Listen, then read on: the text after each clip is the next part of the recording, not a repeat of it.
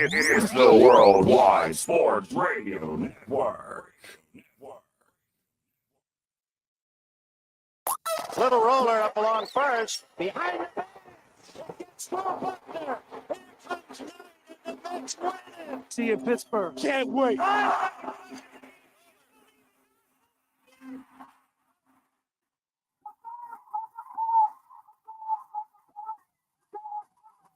All the band is out on the field. He's going to go into the end zone. He's going to go into the Montana looking, throwing in the end zone. Twice scored.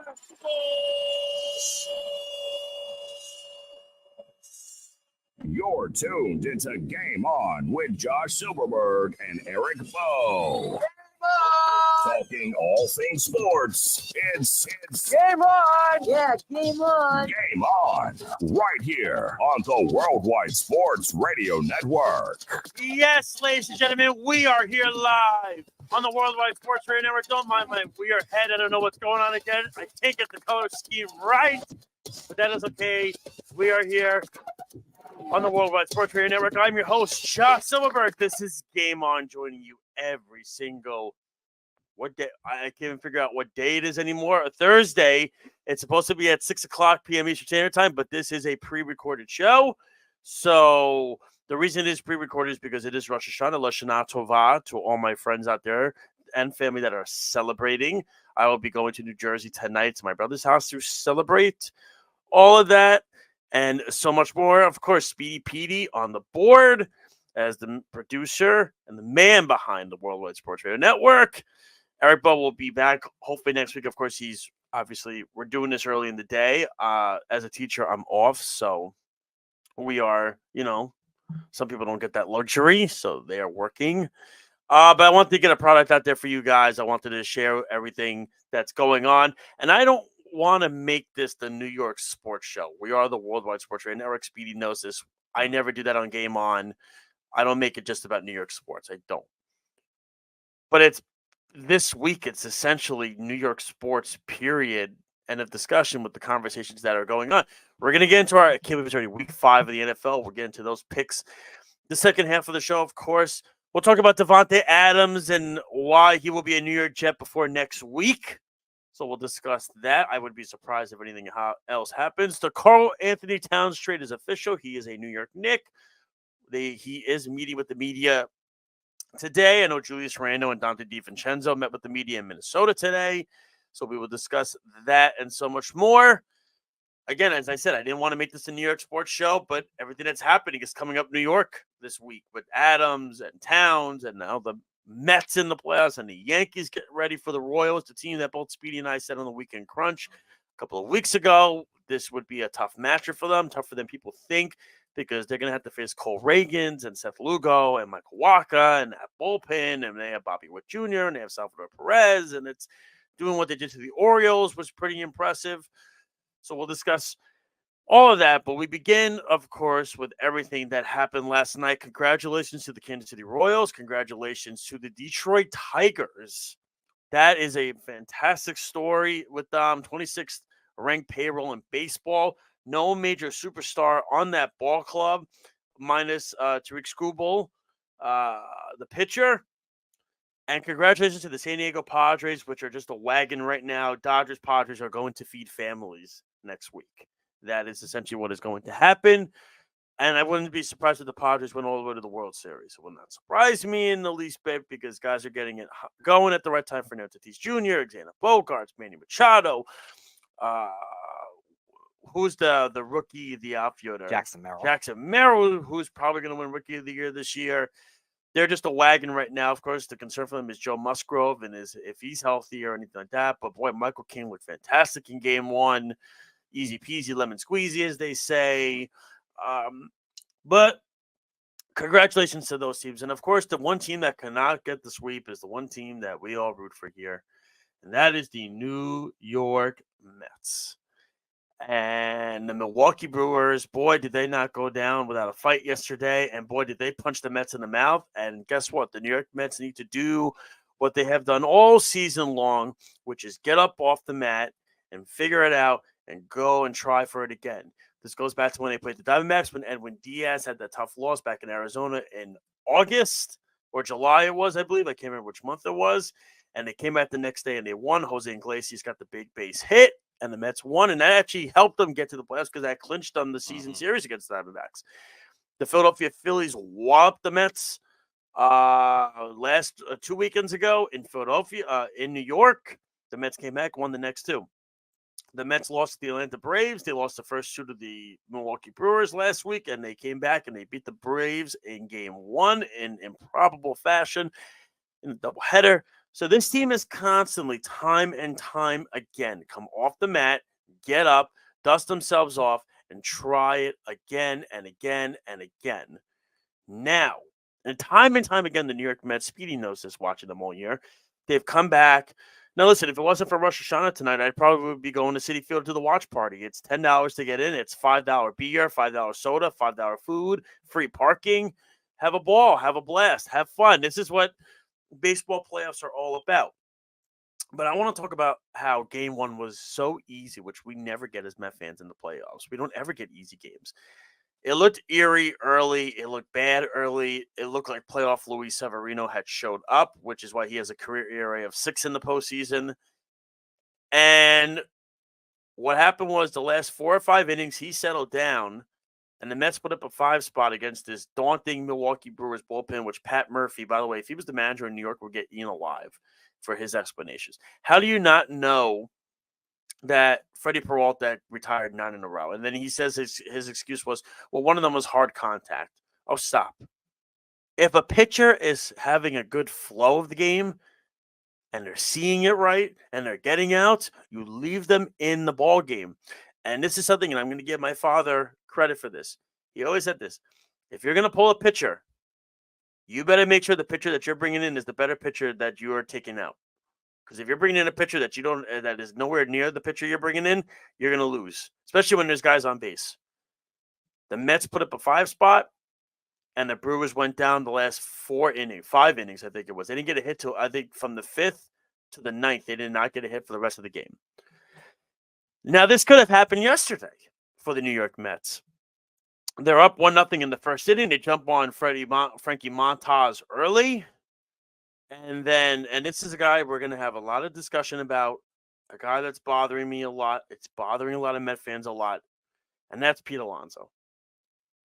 Pete Alonso has not had an extra base hit since September 16th. Speedy and I, we had our pre-meeting in the car before we get here. That's us. We always do the show.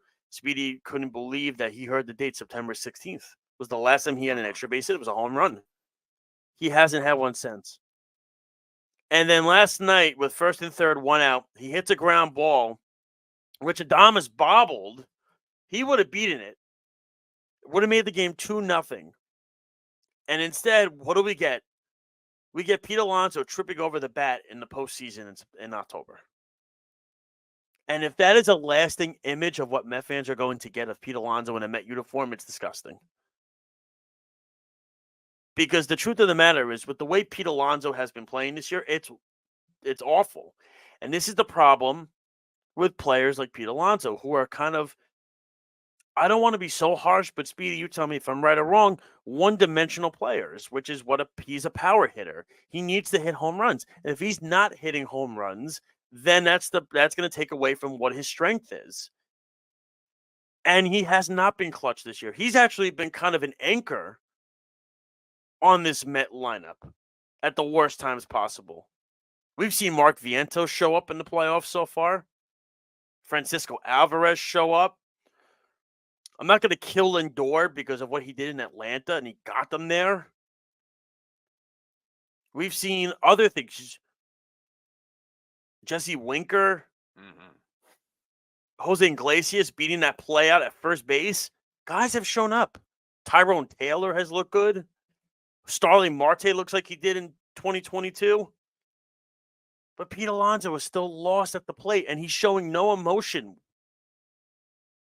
If he doesn't trip over the bat, he beats that play at first base. It's 2-0. Instead, they only get the 1 run, and then the Brewers tie it instantly on Jackson Chourio, who has crushed the Mets. And this is why he was the number 1 prospect in baseball. and the Brewers paid him a ton of money, and they went the Ronald Acuna style with the contract before, so they can eat out his arbitration years and pay him at a low salary. Buy low, sell high is what the Milwaukee Brewers did, and they made the right call. And Bryson Terang has been fantastic. He had a great season. He had 56 steals this year. Nobody else in that Brewer lineup, even like William Contreras, has done that much. They've kind of held it in check. But it seems like every time there's a big spot in this series, Pete Alonso's the batter. And Pete Alonso has come up empty every time. And the polar bear has been in hibernation for the entire season. And he hasn't woken up from his slumber still. This is make or break for Alonso, because the truth is the Mets are going to go hard at Juan Soto. We know this. And if the Mets get Juan Soto, we know Pete Alonso's gone. He will not be back. But now I think if the Mets don't get Juan Soto, would the Mets still want to bring back Pete Alonso? When the Mets offered him a 6-year, $150 million contract, do you think he regrets not taking it? Because I don't know how he's going to get that on the market. He's going to be 32 years old. He's a power hitter. You see him on the decline. But the thing is, what constantly bothers me is Pete in the media. He says all the time, I feel good out there. I'm not thinking about this. I'm not thinking. Stop. Get angry. Say after the game yesterday, I'm disgusted that I tripped over my bat yesterday and cost the team a run. I'm angry at the way I'm playing right now. I'm angry at the way I'm performing. I need to be better. Take accountability for yourself. Don't stay up there at the media and say, I feel good at the plate. Dude, you haven't felt good at the plate all season long. It's October. You're tripping over bats in the playoffs, and you're costing your team runs. You can't have that. That's the part where it bothers me. So they had that. They had the bases loaded, 1 out yesterday. Didn't score. They had Marte on second. Nobody out. Didn't score. There were multiple times in this game where the Mets could have just put the hammer down on the Brewers and say, all right, we're going to Philly. We get 2 days off now. David Peterson, game 1. They probably will put Tyler McGill back on the playoff roster. He'll probably go game 2. But instead, now you're playing a winner-take-all game when you didn't have to be in this spot because you couldn't get the job done. And this has nothing, and I know people are going to place the blame on Carlos Mendoza yesterday, and I know Mendoza did a couple of things that screwed up the game yesterday. Speedy and I discussed it. Here's the deal. By the way, shout out to Reed Garrett and Ryan Stanek. That was the cleanest inning Reed Garrett has had in a month. And Ryan Stanek has looked fantastic in these playoffs so far in these 2 games, but now he might not be available today. But you get Jose Budo back. The truth of the matter is that everybody is questioning, should you have brought Phil Maton in the game? Phil Maton has been the Met 8th inning god for the last month and a half since they acquired him from Tampa. He has a career ERA, I think, of 1.02 in the playoffs. The one thing you have to question with Carlos Mendoza is he overusing his relievers? You have to wonder that because you saw the moment Maton, he threw the ball to Chourio and Chourio hit it. You go look back. Speedy, you might have missed it. Maton put his head down because he knew the ball was gone. And then the next batter gets a base hit. And then they get a double play on Contreras.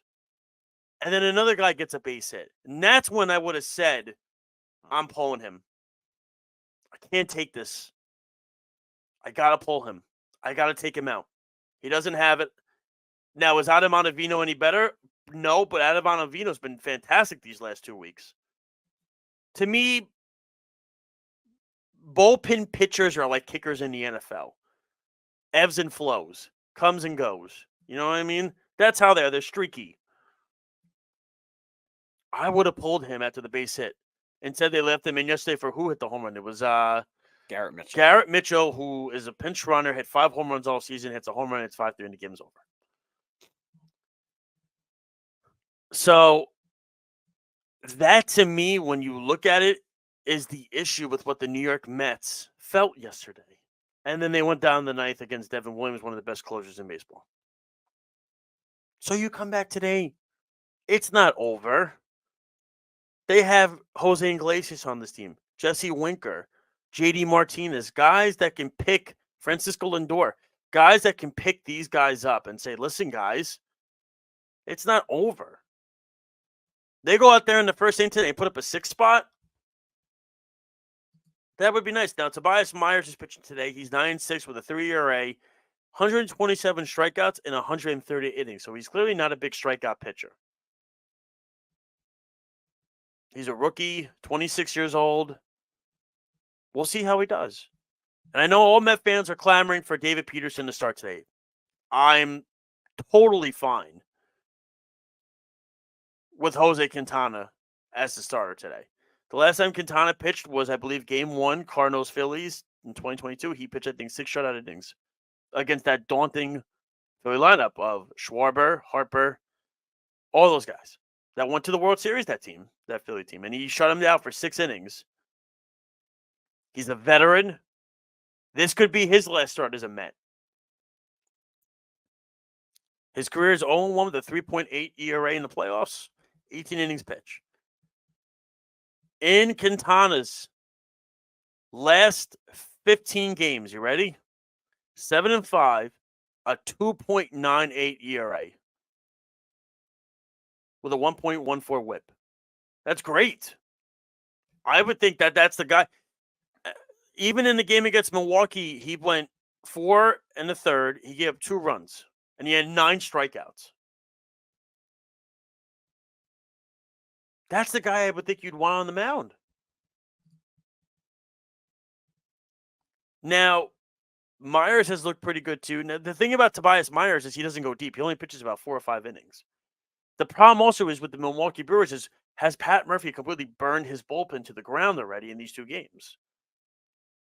Right? Because he's gone to a bullpen guy. He doesn't let his starters go more than 4 innings, which is not a way to operate. So I'm very curious how this game goes. I do think the Mets are going to pull it off. And I think they'll be heading to Philadelphia tonight. They'll get a day off tomorrow, have some cheesesteaks, go have some fun. And then you're in a no pressure spot against the Phillies. The Phillies will have all the pressure to win this series. 1, because they're a World Series contender. 2, Philly fans are not going to want to lose to the Mets. That's the reality of it. Now, the bigger thing was, how do I think Sean Manaea pitched yesterday? Not ideal. He was iffy. Manaea's numbers, 5 innings, 6 hits, 2 runs, 4 strikeouts. It doesn't look that bad. Now, I think Manaea could have went 1 more inning. He was only at 86 pitches. Because Severino, he pushed the other night. But he did not push Manaea. I think if Manaea would have went to the 6, you could have had Garrett 7. But then people are going to say, oh, well, then Stanek could pitch. He was going to go to Maton. He was going to Maton regardless. It just didn't happen. Maton's a good pitcher. It just didn't happen for him yesterday. So I think, to me, when we look at this situation and we look at the series, I know Errol thinks the Mets are going to win still. Speedy thinks the Mets are going to win still. I do think the Mets will come out of this. The other thing that happened is, really quick before we move on, we have to remember this.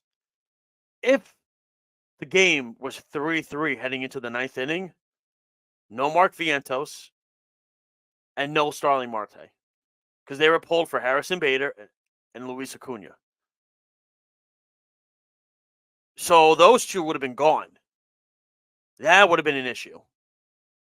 Because now you're trusting Harrison Bader to get a hit. Acuna, you have a lot. You're giving a lot to this kid as a rookie. But you know what? Jackson Chourio seems to be fine with it. But I want to see Jesse. I was surprised.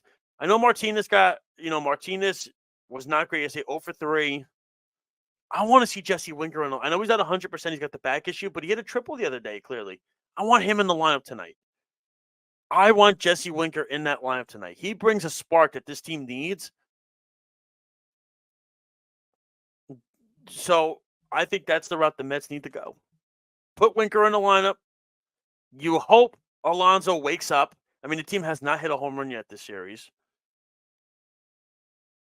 Lindor hasn't had a hit yet. He's been walked a lot. That was weird yesterday with the intentional walk, and then it was like, wait a minute. Well, but we'll see what happens. I think the Mets pull it off tonight. And if they don't win, I don't think the season is a failure. I don't. People are going to say, "Oh, it would be disappointing because you had a shot.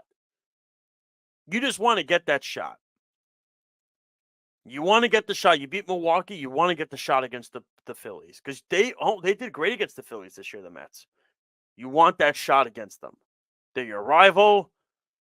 People hate Philadelphia. People hate New York. This is what you want. So we start with that. Davante Adams is pushing for a trade. He has requested a trade, and he is pushing for a trade to the New York Jets, but he is open to other teams. But the reports are he is not willing to renegotiate the salary, except for certain teams, a la the New York Jets are one of those teams he will renegotiate salary for it because he wants to go back with Aaron Rodgers. Now, Raiders fans, you'll take the 4th round pick and you'll like it. No, I'm just kidding. I look at it in this perspective. It's a matter of, okay, you get Davante Adams and Mike Williams on the outside. Garrett Wilson can move to the slot, which I think he would be fantastic at. And you have Allen Lazard as your 4th receiver. But my thought process is Davante Adams moving the needle for the New York Jets? The offensive line had a horrible game last week against the Denver Broncos. And again, I look back at it as the Keith Carter effect. They should have gotten rid of Keith Carter when they had the chance. They didn't do it. And it was disappointing. I do think this trade gets done. I don't think it'll be this week. I think it'll be next week when they come back from London. It'll be right before the Monday night game against the Buffalo Bills. Why not? Monday night, Buffalo Bills, Davante Adams makes his debut for the Jets. Why not have that happen? The last time a big-time wide receiver made his debut for the New York Jets on Monday Night Football was Braylon Edwards against the Miami Dolphins. And I remember that video. We saw the video, and Braylon Edwards dropped the ball in the video. I was like, geez. But I do think Davante Adams will be here. It's a matter of what are the New York Jets going to give up? And you hope it's not a lot. And I don't think it's going to be a lot. It could be a 3rd or a 4th round pick, which 3rd round pick is kind of valuable. 4th round pick you could give away with. I think this is also the Raiders trying to drive up the price on the Jets. Because when the Jets found out that Davante Adams was available, what was it, yesterday? The Jets called them that early AM morning. Said, what do you want? Because here's the reality. Joe Douglas and Robert Saleh's jobs are on the line. If they don't make the playoffs this year, they're out. Robert Saleh, definitely. He's the worst coach in football. I'm not even joking. I think he is the worst coach in football. But to me, when I see how all this transpired, it's almost like you had to have a feeling this was going to happen, right? Like this was going to be inevitable. Once Derek Carr left to go to the Saints, Adams had nothing left. What am I playing with? Garoppolo's hurt, and he's not good anymore. Now I got Gardner Minshew and Aiden O'Connell. What am I doing? Why am I here wasting my talent? I'm still one of the best receivers in football, but I don't have a quarterback. So I think when you look at where Davante Adams is, I think he will end up with the New York Jets. Maybe the Jets trade Allen Lazard in the deal. I don't know. I don't think so. But I look at this in the perspective of I think this trade will happen. I think it's going to happen next week when they get back from London. Even if the trade happened before Sunday, he's not playing Sunday. And if he is, he's probably – I mean, I think the team's already in London anyway. So the trade will happen. It will come down to it. We'll see what happens with that. Karl-Anthony Towns, this was the bombshell, is officially a New York Knick. The trade is done. The Knicks receive Karl-Anthony Towns and the draft rights to James Nagy from the Hornets. The Timberwolves get Julius Randle, Dante DiVincenzo, Keita Bates-Diop, and a future first-round pick, the one from the Pistons. It's top 13 protected.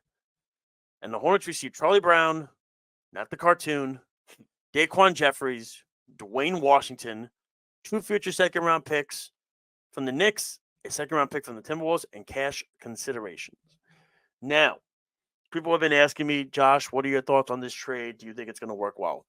I love the trade for the New York Knicks because this is the kind of player that the Knicks need. They need somebody that can spread the floor, and this is what big men in the NBA are doing now, right? They're not just straight post-up players anymore. Big men who are 6'8", 6'9", 6'10", they shoot the three-point ball. And the Knicks didn't have that, really. Julius Randle did okay. When you look at the career percentages, Karl-Anthony Towns he shoots a .524 field goal percentage. Julius Randle's a .470. It's a big number. 3-point percentage, 398 to 333, Karl-Anthony Towns. Free throw percentage, 839 to 748, Karl-Anthony Towns. This is where it comes down to the Donte DiVincenzo dilemma. What are you losing with DiVincenzo, right? Now, here's the Knicks roster now. This is the core for the team. Pacome Dadier, 19. Tyler Kolek, 23. Deuce McBride, 24. Mitchell Robinson, 26. OG Anunoby, 27. Miguel Bridges, 28. Jalen Brunson, 28. Karl-Anthony Towns, 28. Josh Hart, 29. Not a single player over 30 years old. Young nucleus that you could keep around for a very long time, that you could build around. You can add things piece by piece. Now, Cam Payne's going to get numbers. He's going to get his minutes now. I would imagine Landry Shamit's going to make the team now as well. And, of course, Deuce McBride. I think they also traded Donte DiVincenzo. I was saying it on X last week, which, by the way, I didn't even say. You could check us on worldwidesportsradio.com, Facebook, X, all that, everything like that. We're not on Facebook anymore, actually, YouTube. I wonder if the Knicks really feel that Deuce McBride can be like Donte DiVincenzo, 3-point baller and play defense. I also think the Knicks have a lot of confidence in Tyler Kolek, which is also why they were fine doing this trade. Apparently, a few months ago during the draft, they tried to get Karl-Anthony Towns and trade Julius Randle and Mitchell Robinson. And the Timberwolves said no. Makes sense because Rudy Gobert and Mitchell Robinson in the front court makes absolutely no sense. They were trying not to trade DiVincenzo in the deal, and they did. I don't think DiVincenzo was as into this whole Villanova thing as much as we all think he was. Look at the podcast, Hart and Brunson. They do the podcast. Mikal Bridges, since he's joined the Knicks, has been on the podcast 3 billion times already. I know DiVincenzo was a groomsman at Brunson's wedding, but I look at it in the perspective of, and the reports did come out that he was not thrilled he was losing minutes. He felt he earned minutes by his playoff run, and he wanted starter minutes. And once Mikal Bridges got there, he wasn't going to get those starter minutes anymore. Well, he's going to get those, I believe, in Minnesota with Julius Randle. I think it's a great trade for both sides. But what the Knicks get is they get a big man who can spread the floor, shoot the three-point ball, plays defense when he wants to play defense, which I think Tibbs will do with him. He had his best seasons in Minnesota under Tibbs. They have thrown water under the bridge with all their dilemma. They've apologized to each other. I think it's a good trade for the Knicks. I have no issue with it. So to me, I think we'll see where this goes, but I love where the Knicks are right now. You have to. Karl-Anthony Towns, Josh Hart, OG Anunoby, Mikal Bridges, Jalen Brunson. That is a great, great starting lineup compared to what the Knicks were when Leon Rose first got there. Elfrid Payton, RJ Barrett, Julius Randle. I think Taj Gibson was like a part of it. It was bad. And the whole team has changed. Mitchell Robinson's the only guy that's left from the original regime that Leon Rose first got there with. Nobody else is left. Facelift, as they say. When we come back, we're going to get into our NFL Week 5 picks. We're going to do our You Better Than That, and we'll wrap it up here on the Worldwide Sports Radio Network. It's the Worldwide Sports Radio Network.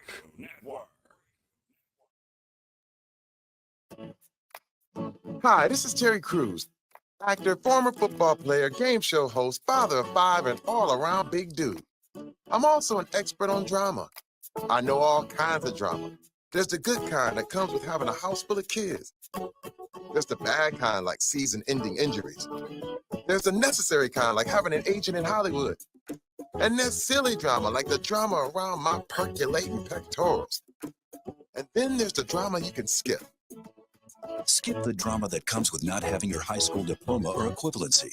Find free adult education classes near you and finish your high school diploma. Visit finishyourdiploma.org.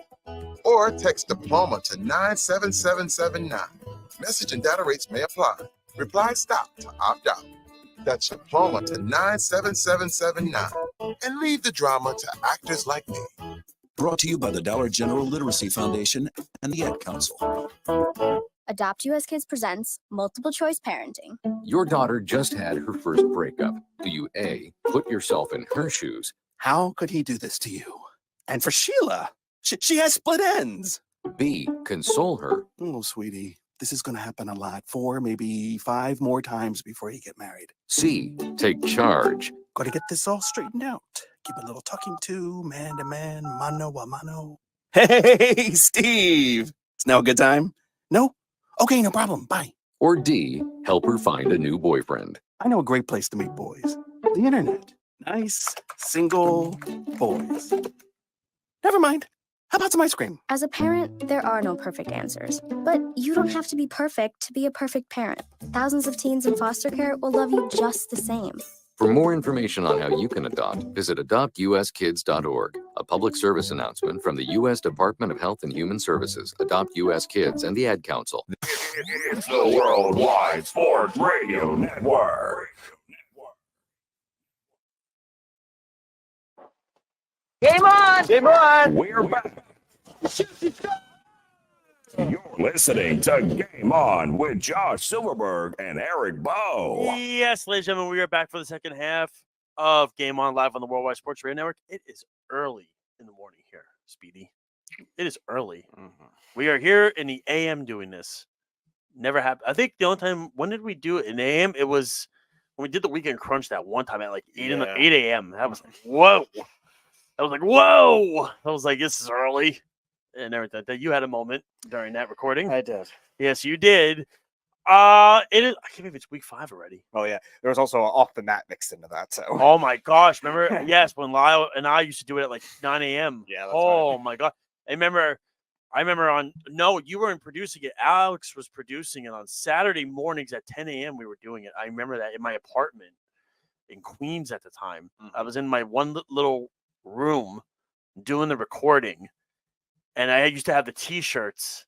I used to change my T-shirts every week in the background. Carl still hasn't gotten his T-shirt. No, well, I don't know if that's happening. Good game tonight, though, Speedy. We got a good game tonight. Let's get to it, man. All right. Yes, we do. We have the Buccaneers and the Falcons to start.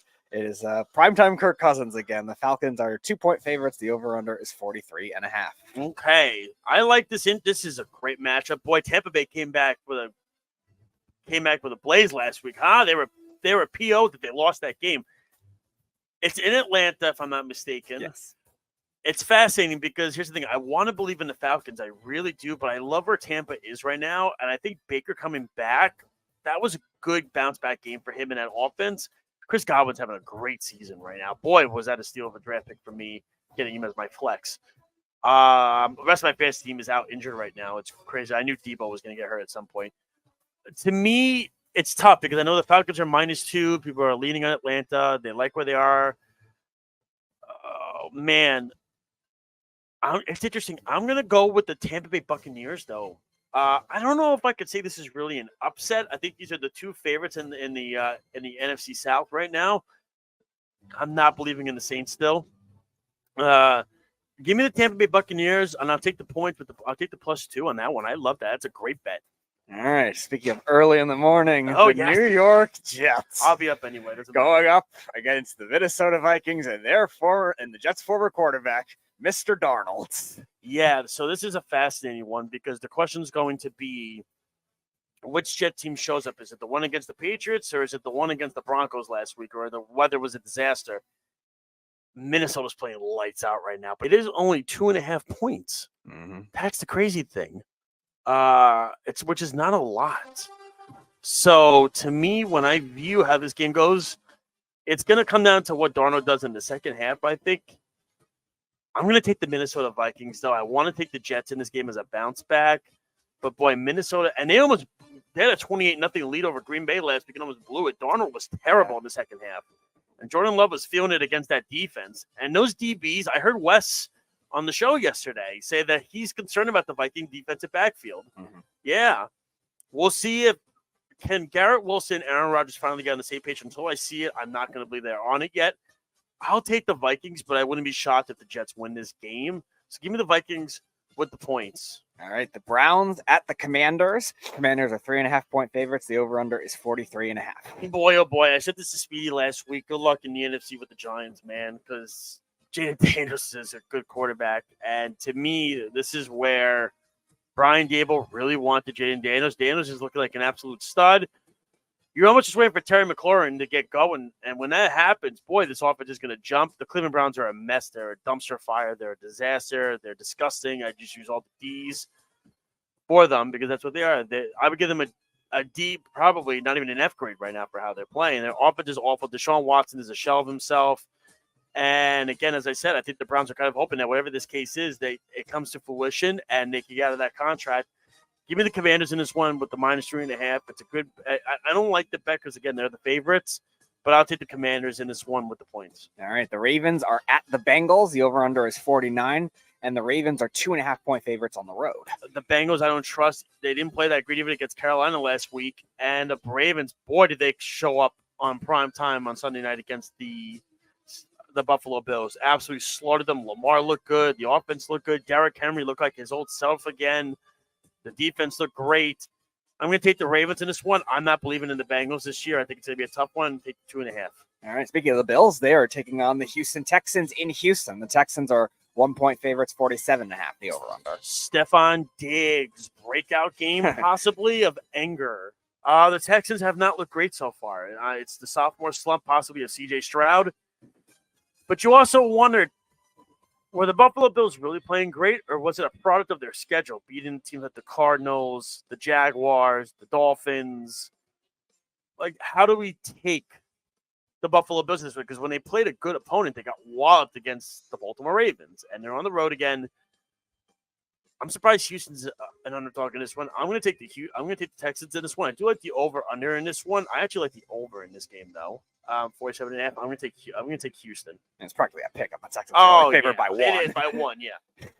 But that was another one of Wes's picks, by the way. He loves the Texans in that one. So, all right, then we got the Indianapolis We're on Colts. the same page, he and I. Yes. The Indianapolis Colts at the Jacksonville Jaguars. The Jaguars are actually 2.5-point favorites at home. The Colts haven't won in Jacksonville, I think, since 2014. So I guess that's why. The over/under is 46. If the Jaguars do not win this game, Doug Peterson will be fired by Monday. They're home. Anthony Richardson is hurt, and even before he was hurt, it was bad. Their defense is awful. This game is horrible to watch. If you have to watch it, I feel sorry for you.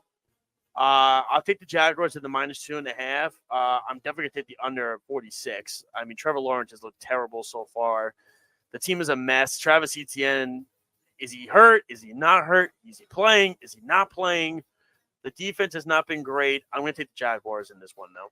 All right. Speaking of another team that looks awful, the Carolina Panthers taking on the Chicago Bears at Soldier Field. The Bears are 4-point favorites. The over/under is 41. Yeah, I'm going to take the Bears in this one, although I would not be shocked if the Panthers won with Andy Dalton. I think the offense, it sounds crazy, but this offense loves Andy Dalton as quarterback. But I keep saying it, man. I don't believe in Caleb Williams. Speedy, you know this. I have not been a Caleb Williams guy since he's come out. I didn't believe in him that much. Eberflus as the head coach still was a disaster. It should not have happened in the first place. Should have started completely over again. I'll take the Bears with the -3.5. I'm going to take the under 41. All right, here's a potentially sloppy one. The Miami Dolphins. That's 3 sloppy ones now, Speedy. Miami Dolphins at the New England Patriots. The Patriots are 1-point favorites. The over/under is 36.5. Yeah, that's definitely going to be an under. Who is the Dolphins quarterback? I mean, Tyler Huntley. It's still him as far as I know. Yeah, I mean, that was brutal the other day. The Patriots don't even, is Drake May starting or is he not starting? No, I don't, it's still I don't Jacoby believe so. Brissett. Okay. I think the Patriots defense is going to stop Miami's offense. That's the killer. And then what you're going to start to hear is you're going to hear rumblings about is Tyreek Hill on the block. I'm telling you this right now. Because the problem is they don't have an offensive line, and I just don't know if you can. Now, you just gave Tua that big contract, but you can't trust Tua for the long haul. That's my issue. I'm going to take the Patriots definitely the under 36.5. That's to me, that's an easy one. I don't know. It's amazing the Patriots only one. I would have done maybe 2.5, 3. I think the Dolphins are that brutal right now. You're going to have Christian Gonzalez against Tyreek Hill. We'll see if he can hang on to him. But other than that, you could stop the offense because they don't have a quarterback. But unless they run the football, maybe. I'll say. All right, so first of the 4 o'clock games, an NFC West battle, the Arizona Cardinals at the San Francisco 49ers. 49ers are 7-point favorites, and the over-under is 50. God, this week stinks. I'm actually very surprised. I guess nobody's believing in the Cardinals yet. I'm going to take San Francisco. I think the -7 is – they're giving them a touchdown is a little high. I think the Cardinals deserve a little bit more respect than that. I'll go over 50. I think there's going to be a good amount of points in this game. I'm going to take the 49ers in this one because they're home. But I think the disrespect of the touchdown – I mean, look, I'm not a Kyler Murray fan. I've made that very public, very known. So I'll take the Niners. But I wouldn't take the 7. I would do a straight money line on that one. Yeah, I'm with you on that.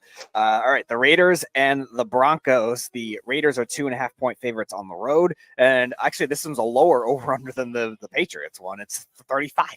So the Broncos are 2.5 favorites on the Raiders are 2.5 favorites on the road. No, it says here. No, it says here they're -2.5 on FanDuel, on DraftKings. I mean, I'm looking at covers. That's the site that Chaz always recommends. Yeah, no, Denver's the favorite. I mean, I would have to think Denver's feeling themselves after last week. They got a nice win against the Jets. Bo Nix did not look good. He hasn't looked good. But listen, they got by. Davante Adams will not play in this game. He's not going to. I don't think he's going to play for the Raiders ever again.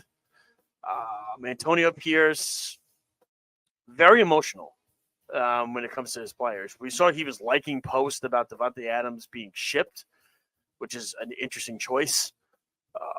To me, I'll take Denver in this one. Definitely the under 35.5. I'd stay as far away from this game as possible because you never know what can happen.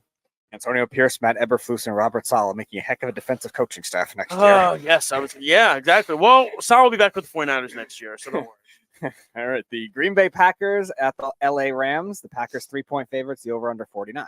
Yeah, listen, I give the Packers a lot of credit. They were down big, 28-0 at home, and they almost came back and won that game. Christian Watson took a bad injury, but he's always hurt. He's out. Green Bay being by a field goal favorite, I like it. I would take it. I know the Rams, listen, they don't have a lot of players available for them. I understand Matt Stafford is – if I'm the Rams, if they're not going to do it, I would check interest around the league for Stafford and see what they could get for him. And just start completely over again. But I don't think they're going to do it. But McVay there. I'll take the Packers in this one. I continue to like the Packers in this season. They had a tough one against Minnesota last week, but they almost won the game, though. So give me the Packers. All right, last of the 4 o'clock games. My New York Giants traveling to Seattle to take on the Seahawks. The Seahawks are 6.5-point favorites. The over-under 43.5. The revenge game for Leonard Williams. Yeah, the Seahawks have Geno Smith is doing really well right now. It's tough for the Giants to stop anybody at this point. Granted, they got the They got the win last week. No, they lost. They held tough with the Cowboys, but they lost. Who did they beat? They beat the Browns. They beat the Browns. All right, so they lost last week. That was a tough one. It was ugly. Seattle's offense is playing really well. The Giants don't have a defense right now. They got to travel the West Coast. Not ideal for them. I'm going to take the Seahawks. Easy money. This could be a blowout, I think.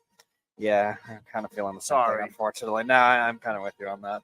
All right, the Sunday Night Football, the Dallas Cowboys, speaking of a struggling defense, the Dallas Cowboys taking on the Pittsburgh Steelers in Pittsburgh. The Steelers are 2.5-point favorites, 44 the over. I would take the under in this game, but I like the Pittsburgh Steelers in this game. I think Fields is going to have a nice day. I think George Pickens is going to have a good game against this defense for Dallas. No Micah Parsons, no DeMarcus Lawrence. Dallas' defense is banged up. Even when they were playing, they weren't themselves. With Mike Zimmer as the defensive coordinator, I thought Rex Ryan should have been the one hired as a defensive coordinator. He was not. I'm going to take the Steelers in this one. I still don't like Justin Fields. He's getting by barely, but they lost last week to Steelers. So we'll see if they bounce back, but give me the Steelers in this one. Joe Flacco had to beat the Steelers one more time before he retires. Yeah, exactly. All right, and the last Monday Night Football, the New Orleans Saints at the Kansas City Chiefs. Chiefs are 5.5-point favorites. The over/under 43.5, and obviously Rashee Rice. He's torn ACL. Yeah, well, Rashee Rice does what he always does. He likes to leave the scene, I guess. Oh, yeah. Gets off and leaves the scene quietly. I'm going to take the Chiefs in this one. I don't believe in the Saints, though. I'm not a Saints believer. I think the over 43 because I think there will be points scored, but I think Mahomes is going to do a good job against the Saints defense. Derek Carr in Kansas City is not going to bode well for them. Carr was terrible he's not been great the last few weeks. Starting to come back down to earth. I know he played them for the days with the Raiders, but it's not going to be a difference. Give me the Chiefs. Yeah, he's mostly struggled in those games. I think there was one game he had the Raiders won with 42 points or something. Yes. Yeah, besides that, his career stats against the Chiefs are really bad. And that's it. That is it, ladies and gentlemen. That is our picks for the week. What is my record so far? I don't even know. I have not checked it. All right. Well, curious what that is. It's time to get to the Better Than That segment. And the You're Better Than That segment is this. Listen. We need to figure out ways where Major League Baseball, okay, going to complain about them again. Sure, why not? First off, needs to figure out this scheduling thing. Stop playing playoff games at 9 o'clock at night. I understand it's the West Coast, and I get it. We can't keep doing this during the week. It's a dying sport. You want to get as many eyes on the TV as possible. To me, it's not working. It doesn't bode well. Major League Baseball needs to be better than this, and their umpires need to be better too. It's awful. I mean, geez, the amount of times that I've seen missed calls in this postseason so far is a disgrace. They're doing a nice tribute to Angel Hernandez. Oh, my God. Well, the Jesus was – don't even get me started. So Major League Baseball and your umpiring crew and all that, you're better than that. And that is our show. Don't forget to check out our show every Thursday at 6 p.m. Eastern Standard Time on the Worldwide Sports Radio Network, along with the Sports Loudmouths with Arrow and Speedy, of course, Fish and Tommy Scoops. Don't forget to check out The Wise Guys, The Betting Show, of course, WorldwideSportsRadio.com, X formerly known as Twitter, YouTube. Go on YouTube. We're on all different platforms. And don't forget to check out the Weekend Crunch on 103.9 FM, the LI News Radio Network, every Saturday at 7 p.m. or after the New York Islanders play with Errol and Speedy. Which starts next week, I believe. Starts next week, so they're going to be on late again. All that and so much more. Again, Shana Tova, Shana Tova, to all my friends out there, my Jewish friends celebrating Rosh Hashanah. I will be heading over to Jersey right after I drop Speedy off. I'm going to try to make it back for the Mets game tonight. I don't have to listen to it in the car, although it's not so bad because I get to hear Howie Rose, so it's better than listening to the ESPN guys, which, I mean, really quickly, I don't know what Doug Glanville was watching yesterday, but when Marte stole that base, he was like, it was a bang-bang play. I'm like, dude, Marte's glove is like 10 seconds ahead of the tag by Terrain yesterday. I don't even understand. What is he talking about? ESPN is atrocious at this. That's another one you're better than that. But can we stop interviewing players that have no point in the series like Christian Yelich, please? Please stop. That doesn't mean anything. So we'll see what happens. Thank you so much for listening and watching our show. It's been fantastic. Speedy, thank you so much. Hopefully Eric is back next week and we can get the ball rolling on this Thursday. Again, let's go Mets tonight. Oh, yeah. Let's hope. By the time I talk to you next week, I would imagine Davante Adams will be a Jet at that point. So we'll see about that. And we'll take it from there. Good night. Have a good day. Have a good one, everybody. We'll talk to you next week. This has been Game On Live on the Worldwide Sports Radio Network. It's the Worldwide Sports Radio Network.